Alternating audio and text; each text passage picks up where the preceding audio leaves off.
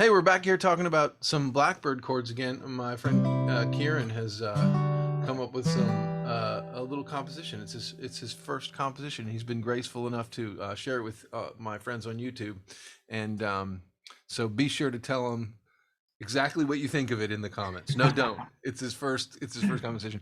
Here it is, and we're talking about that here today. So okay, let's see.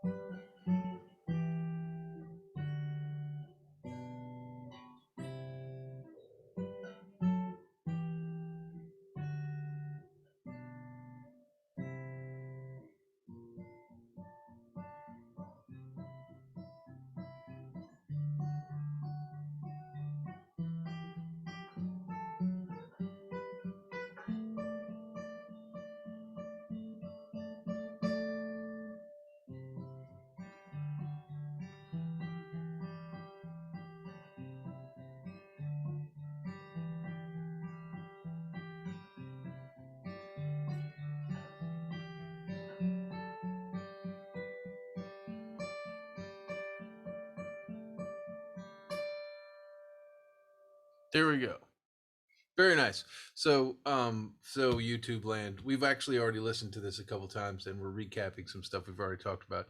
Um, if you want to go back and listen to it a couple more times, rewind, so to hear what that's all about, highly encourage. So the thing that we've just discovered and we were talking about is that after his introduction, we were talking about maybe laying out these first three chords in a more rubato fashion to draw the listener in, because he starts with sort of marking time and really steady time. And so I was suggesting, oh, maybe little pauses, maybe even just those first three chords, just laying out, oh, hey, this is some of the places we're going. And then the time. Oh, except I didn't play your pattern right. You're playing.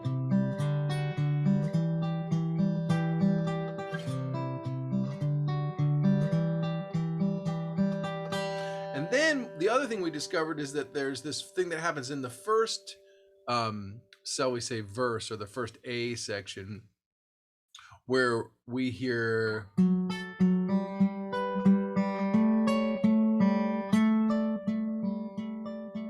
And I said, but it only happens that first time. It doesn't happen again. And we were discussing how this was. Maybe I should show you people this in YouTube land, because if you don't see it, it doesn't happen, right? So like something like that was something like.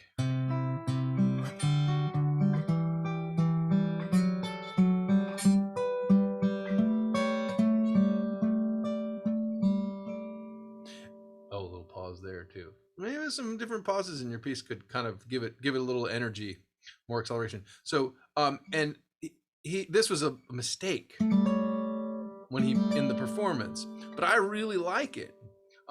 It gives this place of arrival, and again, like we talked about last time, I'm not even getting into what key this is in, or where we are in the key just yet. Might save that for a little bit later.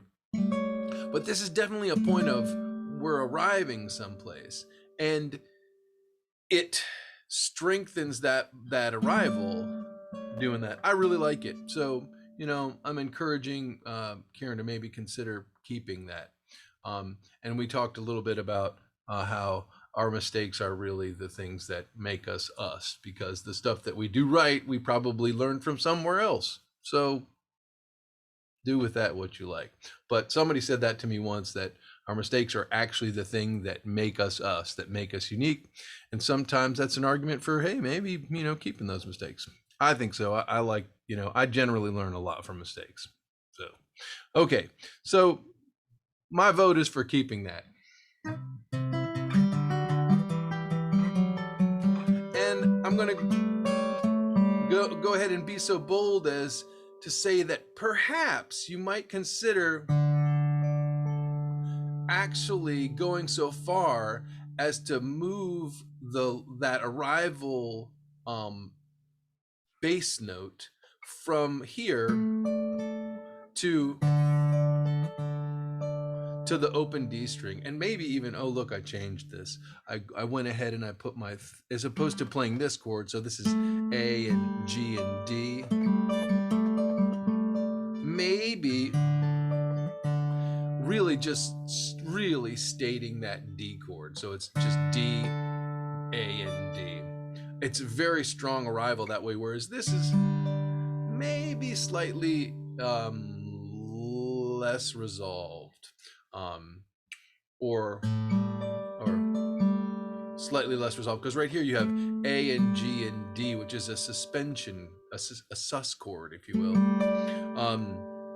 So it's an A7 sus4, or it's a, what else could it be, a D sus4. So that's a little bit different arrival. And what I would do with that, if this were mine and I was at home shedding this and playing around with that, is I would just try those different arrival points and record them, and then see what they felt like, and see what got closest to the feeling that I like.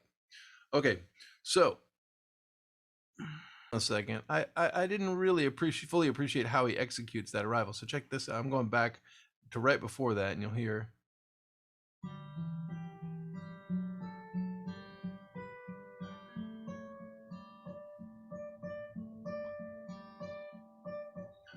So he doesn't actually drop the open G in there but once.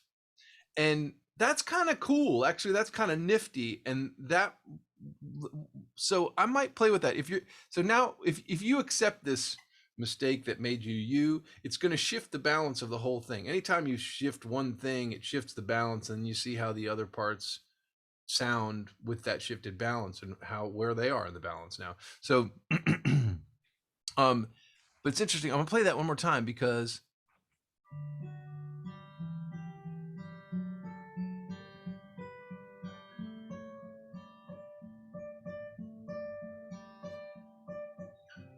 okay, I think maybe we put a pause in there, because this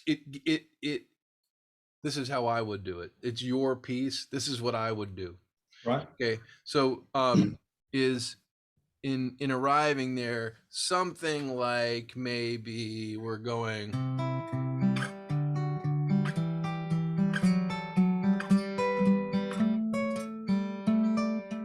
oh,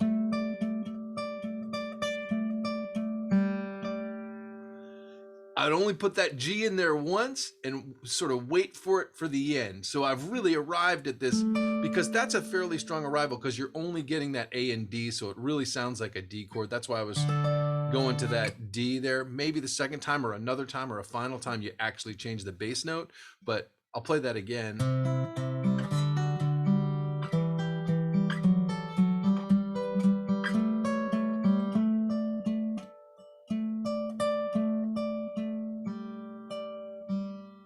And then we go back,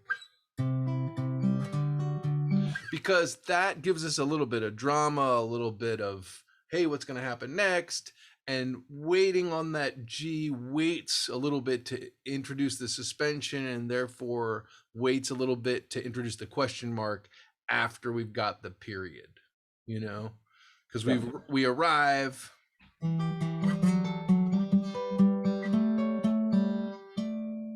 And I noticed this when I moved my hand just by accident. I've I've got the G string ringing, and when I moved there, I actually muted it just underneath my index finger. You know, just by sheer that, because I'm so far up on the neck, and to get where I need to be for that, I ended up flattening the finger. I kind of like it.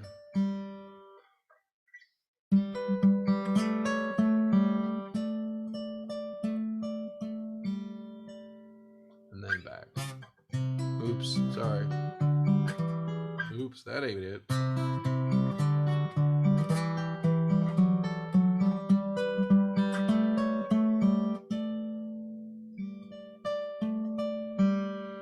And then we're back.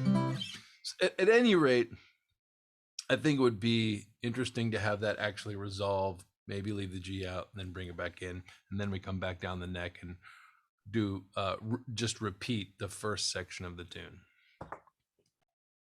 Okay, so here's the same point at the second trip through the form.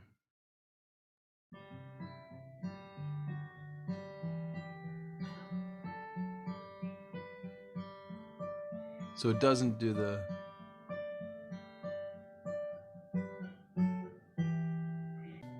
Hit the wrong button. So I don't know, we're gonna play with that, whether you're gonna keep this. But the thing I do like is once you arrive at that thing the second time, you might, I don't know whether you're gonna pause there or not, but you might, I would definitely make the second ending a little bit different than the first. It might be more movement, or it might be less. I like the pause going from the first one to the second one, but you're just gonna have to play with it and see what really feels right to you. And then moving to this other, and what I like about what you're doing in your B section, sort of the middle and the bridge, is that you're moving to a different chords, different harmonic plays.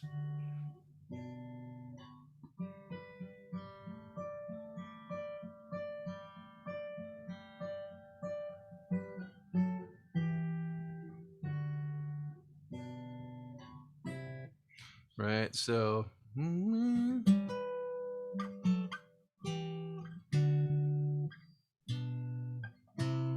yeah, that's that. Very nice. And you're kind of going back to where you started, which is just stating the chords rather than doing a finger picking pattern on them. And then what happens?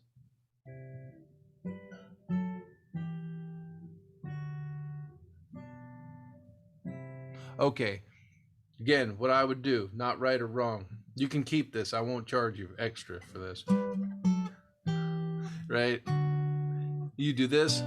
It's nice because you got step, step, step, step, step, leap, step. Yep. The second time you do it, I'm like, okay, if I want the second ending different again, because we've got, once you do this, and then you do it the second time, my ears already filled in the blanks. I've already decided that you're going to do this, and when you do it, I'm like, whatever. Yep. Right. So